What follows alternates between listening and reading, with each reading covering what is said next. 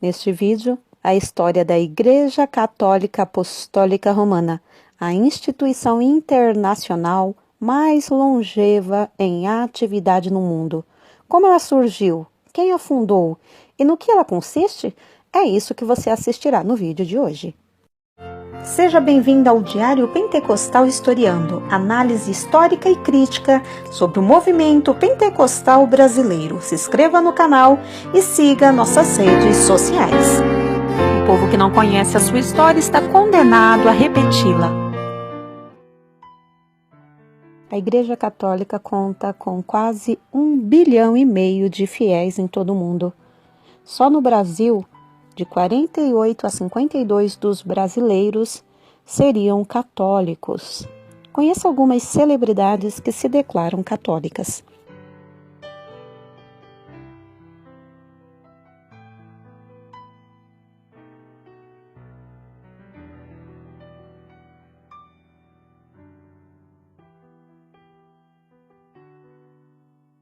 Contaremos a história oficial da instituição, ou seja, sob a ótica católica. Posteriormente, serão publicados vídeos aqui no canal refutando alguns pontos e doutrinas da história da Igreja Católica. O termo apostólica, Roma, Edito de Milão, no tempo e no espaço, católica, Ocidente e Oriente, Corpo de Cristo, crença católica, o primeiro Papa, os 10 últimos Papas, a Igreja na Idade Média, a Igreja na Idade Moderna, fundação da Igreja no Brasil, renovação carismática e a Igreja Católica na atualidade. A Igreja Católica Apostólica Romana cresce a partir do testemunho dos apóstolos, transmitido aos seus sucessores em comunhão com o sucessor de Pedro, bispo de Roma, princípio da unidade eclesial. Essa configuração, ela já é percebida no chamado Concílio Apostólico de Jerusalém, ocorrido por volta do ano 48, para resolver uma questão doutrinal na qual cristãos de origem judaica defendiam que os pagãos que aderiam ao cristianismo deveriam ser circuncidados. Paulo e Barnabé foram ao encontro de Pedro e dos outros apóstolos em Jerusalém para discutir a questão. O Colégio Apostólico, então, decidiu que não era necessária a circuncisão aos cristãos de origem pagã, uma vez que se aderia a Cristo pelo batismo. Nos seus primeiros 3 séculos de existência, a Igreja cristã era perseguida pelo Império Romano. No entanto, os cristãos não deixaram de realizar sua missão. Quando a perseguição romana chegou ao fim, no século IV, quase todo o império era tomado pela presença de cristãos, não somente das classes mais baixas, como também nas mais elevadas. Após o martírio de São Pedro em Roma, no ano de 64, a capital do império passou a ser o centro da unidade da Igreja a partir de seus sucessores chamados de papas. Mesmo na clandestinidade, o cristianismo crescia, ganhava força nas catacumbas, os cemitérios romanos, no subsolo das cidades e nas domus ecclesiae, igrejas domésticas, germe das primeiras paróquias. Também tiveram papel fundamental os muitos mártires que derramaram seu sangue pelo ódio à fé em Cristo. Os vários relatos da época mostram quanto mais os cristãos eram mortos pela perseguição do império, mais a comunidade crescia. Daí vem a célebre afirmação de Tertuliano no século III: o sangue dos mártires é a semente dos cristãos. Em 313, o imperador Constantino assinou o famoso Edito de Milão. Esse edito que deu ao cristianismo a liberdade para viver e conviver no império, assim como as outras religiões já viviam. Em 380, Teodósio publicou o Edito de Tessalônica, que reconhece, o cristianismo como a religião do Estado. Isso não significa que o Estado tem poder sobre a religião, mas que a Igreja, com sua estrutura já consolidada, era reconhecida oficialmente, mantendo-se fiel ao anúncio do Evangelho, esclarece o padre Ulisses. O padre Rodrigo alertou para o risco de confundir o reconhecimento estatal da Igreja com o seu surgimento. Isso seria semelhante ao fato de considerar que uma pessoa só passa a existir após ter a certidão de nascimento ou outro documento de identidade. Então, a Igreja é anterior ao reconhecimento de Constantino e de qualquer outro imperador. Ela existe desde Cristo, pois ele não é apenas o fundador, como também é o seu fundamento, afirma Padre Rodrigo. Se a Igreja não tinha liberdade ao sol por baixo das catacumbas, ela crescia, complementou o Padre Ulisses, explicando que quando a Igreja veio à tona, ela já possuía força e capilaridade. As catacumbas eram como veias que perpassavam todo o império por onde percorria a vitalidade do corpo de Cristo. À semelhança de seu fundador, o Verbo encarnado, a Igreja nasceu e ela se desenvolveu inserida em uma realidade temporal, cultural e geográfica. Por isso, para realizar sua missão, ela incorporou na sua organização e até no vocabulário, elementos dessa realidade local, dando novos significados e valores. Um exemplo disso são as dioceses. Até então, subdivisões administrativas do Império que, para a Igreja, passaram a designar um território onde vive uma porção do povo de Deus, pastoreada por um bispo com o seu presbitério, expandindo-se dos grandes centros para o campo. Um outro exemplo é a palavra pontífice, atribuída ao imperador, aquele que fazia a ponte entre o centro do império e todo o seu território. Então, na Igreja é atribuída ao sucessor de Pedro princípio de unidade eclesial, a quem teriam sido dadas as chaves do reino dos céus. Então, a Igreja tem o rosto do seu tempo. No primeiro século, esse rosto é de uma comunidade mais judaica. Depois, ao se espalhar pelo mundo, tem-se uma igreja romana, siríaca, malabar, etíope, cada uma com uma expressão cultural própria, mas permanecendo com a mesma fé e essência, concluiu o padre Rodrigo. A referência mais antiga que se refere à igreja fundada por Cristo como católica é atribuída a Santo Inácio de Antioquia, pastor e mártir do século II, que afirmou: onde está Jesus Cristo, está a Igreja Católica. A palavra grega católicos quer dizer aquilo que é conforme o todo ou universal.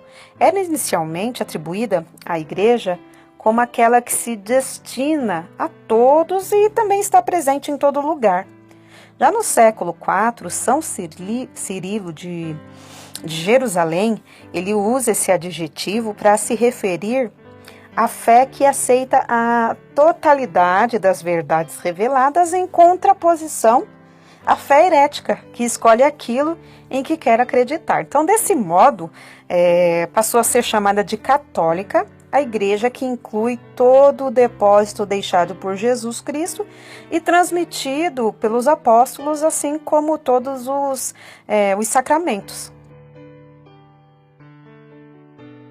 Entre os séculos IV e V, as 5 primeiras igrejas apostólicas passaram a ser chamadas patriarcados, dando origem à chamada Pentárquia, do grego penta, 5, e árquia, governo, isto é, os bispos, os bispos de lá eram patriarcas e tinham primazia sobre as outras comunidades cristãs. Os 5 patriarcas eram Roma, Constantinopla, Alexandria, Antioquia e Jerusalém. Então, nessa configuração, o sucessor de Pedro tinha o primado de honra entre os demais patriarcas, né? Sendo o primus inter pares, o primeiro entre os iguais na ordem de precedência das igrejas. Então, após o chamado grande cisma entre os cristãos do Oriente e do Ocidente, lá ocorrido em 1054, que foi causado por fatores políticos, culturais, eclesiásticos e doutrinais, os cristãos do Oriente passaram, né, a ser chamados ortodoxos, né, do grego ortos, né, que é igual a retos, correto, e doxa, louvor, doutrina, opinião. Enquanto, né, os do Ocidente, eles se denominaram católicos romanos por sua ligação com a Sé Apostólica de Roma. Porém, gente, algumas comunidades orientais independentes mantiveram os vínculos com o Papa ou, né, retornaram à plena comunhão com Roma com o passar dos anos. Assim, a Igreja Católica é constituída de 24 igrejas autônomas em plena comunhão com o Romano Pontífice. Então, a maior e mais conhecida delas é a ocidental, a Igreja Católica Apostólica Romana, né, também chamada de Igreja Latina. Então, as demais, elas vão seguir, né, seguem os diversos ritos orientais, como os maronitas, grego-melquitas, siríacos, ucranianos, né, entre outros. Uma outra imagem que define a igreja é o corpo místico de Cristo, apresentada pelo apóstolo Paulo, né, que a destaca como um organismo vivo em que Jesus é a cabeça. E os cristãos, né, pelo vínculo do batismo, são os seus membros. Portanto, não estamos na igreja, somos a igreja, afirma Padre Rodrigo. Então, Jesus fundou uma única igreja, una, santa, católica e apostólica, que possui todos os elementos que Cristo desejou para a salvação, operada por ele. Porém, Cristo transcende a igreja.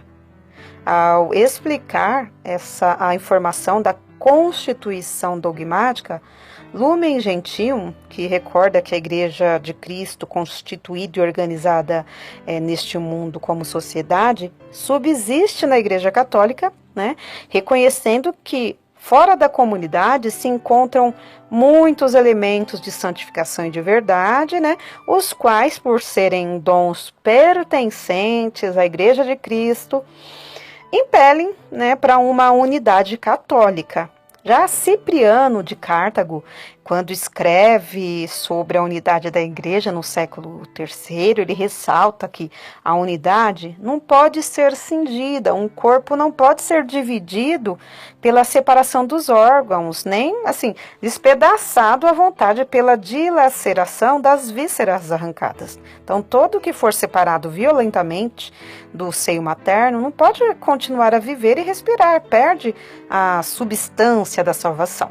Também é Cipriano que, assim como outros autores da patrística, compara, né, o mistério da unidade da igreja à túnica sem costura de Cristo.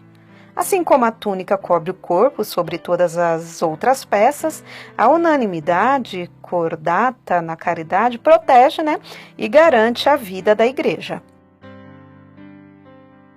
Para seguir a tradição católica, é necessário crer na Bíblia, né, e toda a tradição oral da história do catolicismo. Então, a maior das crenças é a existência de um Deus trino. Não se confunda, pois isso não quer dizer vários deuses, né, mas 3 entidades religiosas presentes em um só Deus. Estes são o Pai, o Filho e o Espírito Santo, que juntos formam o sinal da cruz. Além de Deus, outras figuras importantíssimas para os católicos são os santos e a Virgem Maria, porque para eles, são eles os responsáveis por interceder pelo povo na presença do Pai.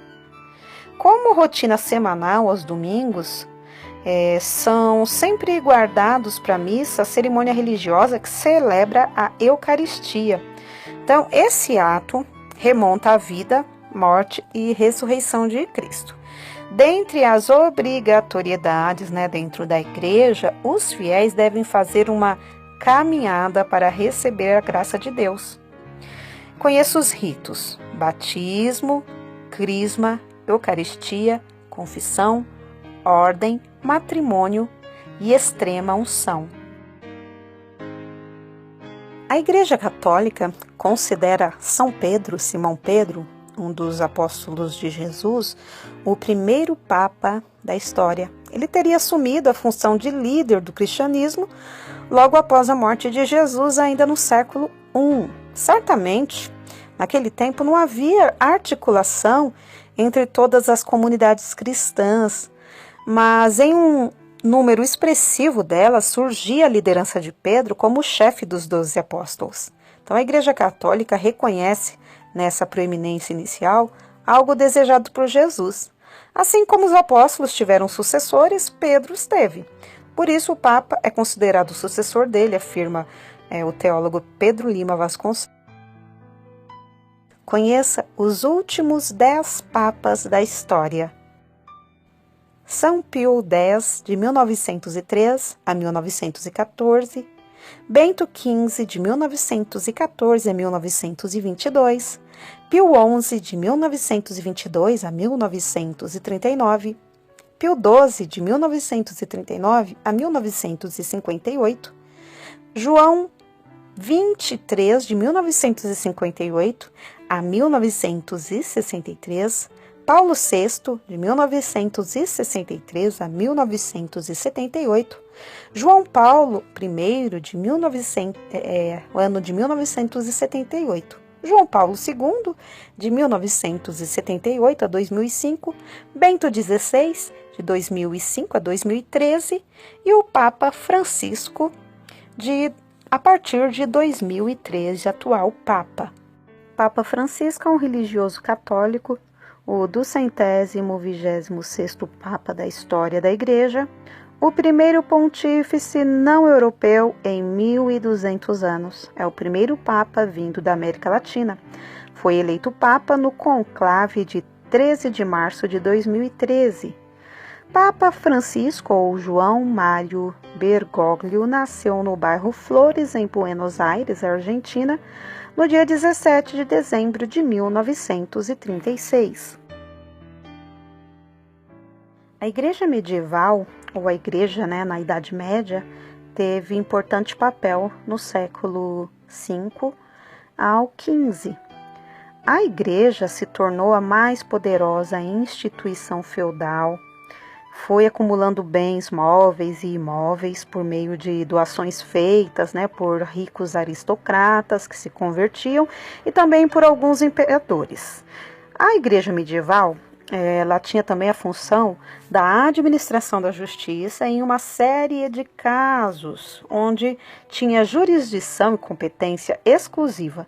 Então, julgava baseada no direito canônico, regulando assim inúmeras relações e instituições sociais segundo suas leis. As heresias eram as seitas, facções ou orientações contrárias aos dogmas da Igreja. Então, em vários momentos na Idade Média, grupos de fiéis contestavam os dogmas, sendo taxados de hereges pelo clero.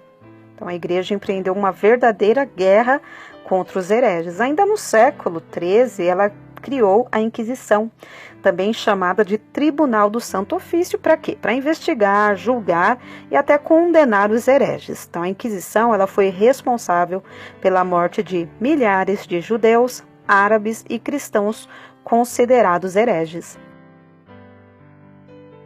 No início do século XVI, a mudança na mentalidade ou na ideologia que sustentava as sociedades europeias repercutiu também lá no campo religioso. Então, a Igreja, tão onipresente na Europa medieval, passou a ser duramente criticada. Então, a crítica mais feroz dizia que a instituição católica estava em descompasso com as transformações, né, do seu tempo. Por exemplo, a igreja condenava o luxo excessivo e a usura, mas parte do clero vivia no luxo e na vida mundana. Além disso, né, algumas questões propriamente religiosas colocavam a igreja como alvo da crítica da sociedade, como, por exemplo, a corrupção do alto clero, a ignorância religiosa dos padres comuns, também chamados de baixo clero, e os novos estudos teológicos.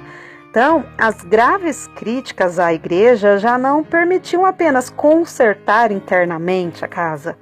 As insatisfações, elas foram se acumulando de tal maneira que desencadearam um movimento de ruptura na unidade cristã, né, a Reforma Protestante. Então, a Reforma protestante foi motivada por um complexo de causas que ultrapassaram, né, os limites da mera contestação religiosa. A história do catolicismo no Brasil começa com a chegada dos portugueses. Então, a expedição de Pedro Álvares Cabral carregava no mastro das caravelas a cruz da Ordem de Cristo, né, estampada em vermelho nas velas brancas. Então, uma das motivações das navegações portuguesas foi o espírito missionário. Em especial, os jesuítas e os franciscanos, eles viajavam por vários lugares do mundo, chamando os povos, né, à conversão. Como os indígenas encontrados na América, não foi diferente. Os franciscanos foram os primeiros missionários católicos no Brasil até a chegada dos jesuítas em 1549. Depois, né, chegaram os beneditinos em 1580 e os carmelitas em 1584. A Renovação Carismática, RCC, é um movimento católico que surgiu nos Estados Unidos em meados da década de 1960. Ele é voltado para a experiência pessoal com Deus, né, particularmente através do Espírito Santo e dos seus dons. Então, em 1967, um grupo de jovens estudantes da Universidade de Duquesne, nos Estados Unidos, eles aplicaram-se a reler e a meditar os Atos dos Apóstolos e a rezar, pedindo a efusão do Espírito Santo. E lá tiveram uma experiência tão forte, né, da graça divina, que esse tal acontecimento tornou-se conhecido como o marco inicial da renovação carismática na Igreja Católica. Desde então, né, eles estão vivendo um dos grandes momentos da história da Igreja contemporânea. Cada um deles que hoje vivem essa experiência, né, do batismo no Espírito Santo, eles devem conhecer essa história, né, para melhor compreenderem essa graça que atingiu eles. Então, a renovação carismática é um movimento nascido no seio da Igreja Católica e, portanto, caminha em comunhão com os pontífices romanos desde o seu surgimento há mais de 50 anos. A prova disso são os pronunciamentos, né, dos chefes da Igreja de Cristo, que, ao longo do tempo, sob a vivacidade, a importância desse movimento para os católicos e os frutos, né, que a própria Igreja tem colhido. A Igreja Católica, nos últimos anos, vem sendo sacudida por uma marcante crise de caráter institucional e moral que levou, né, à inédita renúncia de um Papa dentro do período moderno. Escândalos sexuais, escândalos financeiros acobertados, né, pela hierarquia, expuseram-se na diante da sociedade, levando a um grande desgaste.